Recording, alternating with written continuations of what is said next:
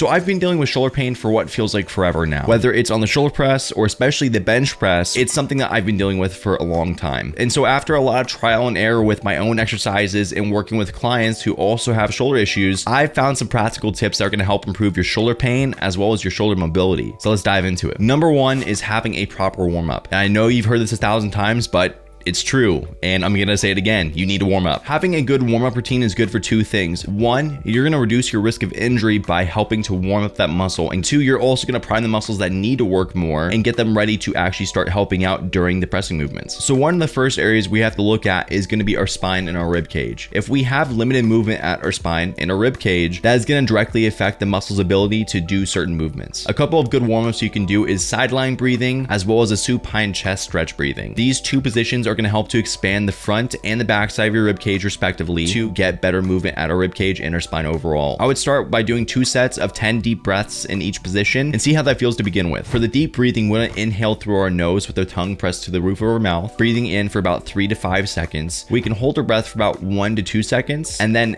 exhaling once again for about 5 to 10 seconds as long as you can. Once you feel your obliques engage more, that's how you know you let all the air out, and then repeat for 10 more breaths. So after the breathing techniques, we are going to be slightly more relaxed, but we also want to work on one of the muscles that is most commonly tight in a lot of people, the lats. This is also a great exercise to help to expand the rib cage, but also helps to get a great stretch on the lats. You'll start by standing with your feet shoulder width apart with something you can grab to in front of you. Grab the bar in front of you with your thumb pointing down. Take a step back with the side being stretched to meet your toe to your heel. From there, round your low and mid back. Lastly, you'll gently turn into your arm. You should feel a decent stretch on your lats, but you shouldn't be cranking into it. Exhale through your mouth for about 5 to 10 seconds until you feel your non-stretched side engage. Maintain that tension as you take a deep breath in through your nose and feel a deeper stretch on your lats. I typically do 1 set prior to training, however, you can do up to 3 sets to get the most benefit. Lastly, we want to make sure some of the muscles surrounding the shoulder blade are going to be primed and ready to move. One of the exercises I love for this in particular is the banded pull apart wall slide. This is really going to help all the muscles that need to work to get your arm overhead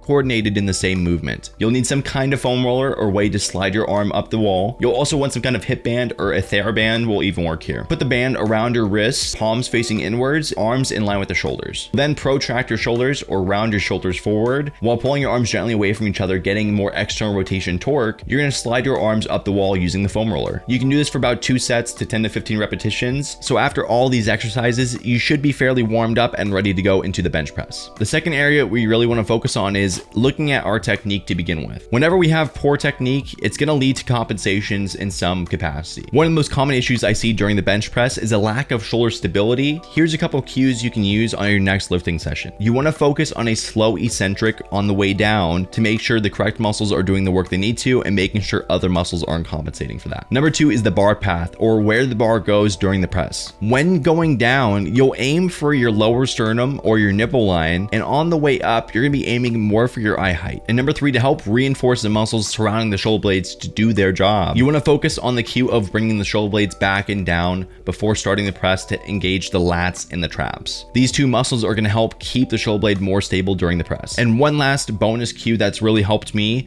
is actually focusing on bending the bar. The cue of bending the bar during the shoulder press helps to engage your external rotators and your lats and help to keep those muscles engaged during the press, which is going to help keep your shoulder more stable. These cues may help you out tremendously, but you still might be having some shoulder pain. And in that case, number 3 is going to be find alternative exercises that allow you to still hit the chest. And that sounds pretty obvious. We don't want to be pushing further into pain. Normally, if we're experiencing pain, that means that there's something going on that we want to address. And if you do continue to train into pain, you can also be putting yourself at further risk for injury. And so if there are exercises that don't cause pain for you, but allow you to get a gnarly chest pump, do those. For a while, the barbell bench press for me felt terrible, and so I was forced to do more dumbbell exercises in lieu of that, but it allowed me to still hit my chest, make sure I can still progress in my lifts, and make sure that I'm still building muscle. But the main goal is to keep your shoulder happy with you. If you can do your warm-ups, you can practice better technique, you are going to get better at this lift. Hopefully you found this helpful. If you did, make sure to hit like, hit subscribe, because there's more content on the way. And with that being said,